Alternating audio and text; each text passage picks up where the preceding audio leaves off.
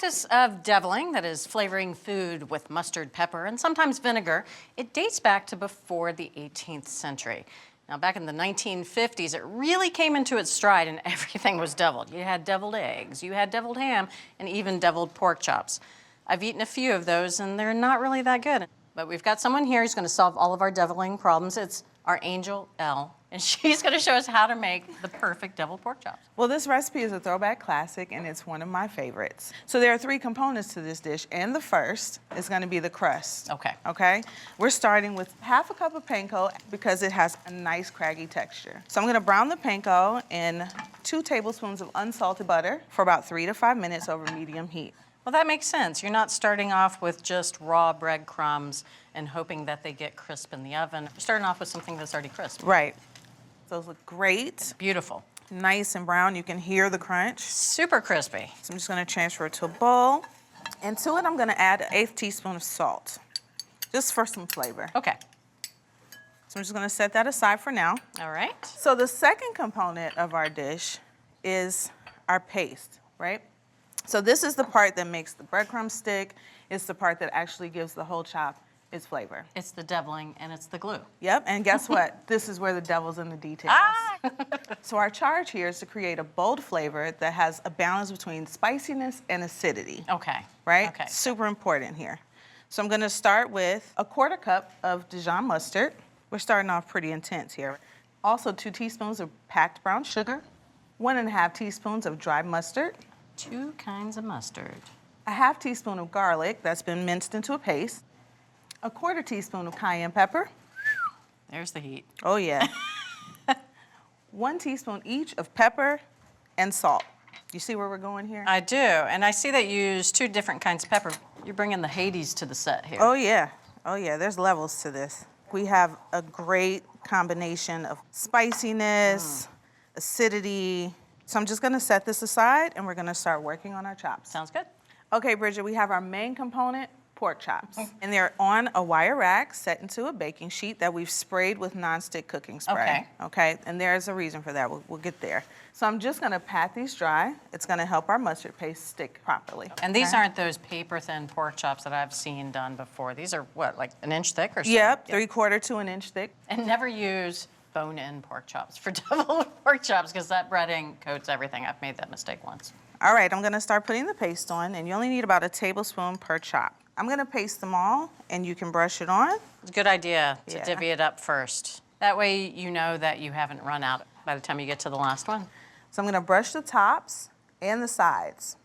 And there's no need to brush the bottom because it'll just stick to the pan, and we wanna savor all the flavor. We don't wanna waste anything. And all that would just drip down and be gone. And bye-bye. be gone.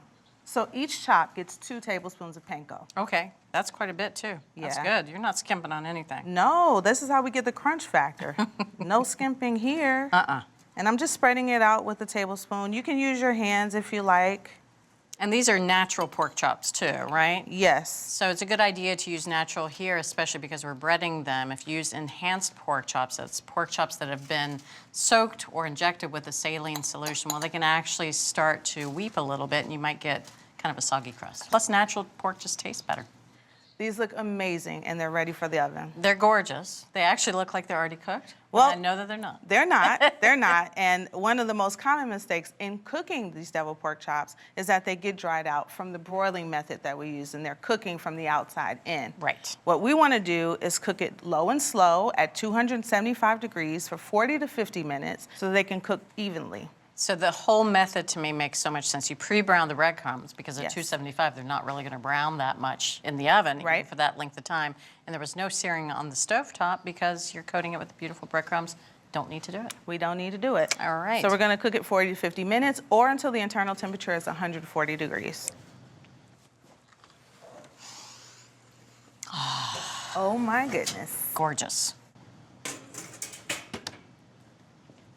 I'm so ready to eat these. Look what we did. That looks amazing. All right, so I'm just gonna temp these. Going into the center. Make sure it's at 140 degrees.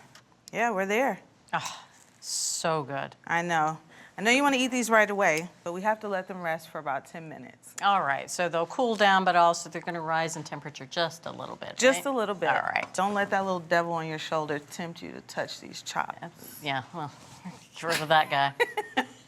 Guess what time it is? I hope it's eating time. It is definitely eating time. There's a chop for you. Gorgeous. And you know, a crunchy breadcrumb coating, you know, is sometimes used to hide some mistakes within, but I doubt it with you. It's only one way to find out. Look at that meat. It's so moist and juicy. That is beautiful. It's evenly cooked as well. Oh, yeah. I'm going in. You're going in. Yeah. Getting the whole package here. That fiery, spicy balance is there. It is fiery. There's some kick there, but it's also tangy. I like that. That little bit of sweet from the brown sugar Yeah. and that tanginess from the Dijon mustard. It's crunchy. Super crunchy, too. The complexity of the flavor of that paste Yeah. is perfection. Thank you for bringing us these amazing deviled pork chops. My pleasure. Well, if you want to make these at home, and I'm telling you, you do want to make them at home, it all starts with a great crust. And you start by toasting panko with butter. Make a sweet and spicy paste with brown sugar, cayenne, and both Dijon and dry mustard. Coat the tops of 1-inch pork chops with the paste and crumbs, and then slow roast them until just cooked through. Of course, you have to rest them, but then you get to devour. So from our test kitchen to your kitchen, juicy, crunchy, and a little spicy, like us, deviled pork chops. So good. Let's tuck back in. Thanks for watching America's Test Kitchen. What'd you think? Well, leave a comment and let us know which recipes you're excited to make, or you can just say hello. You can find links to today's recipes and reviews in the video description. And don't forget to subscribe to our channel. See you later. I'll see you later.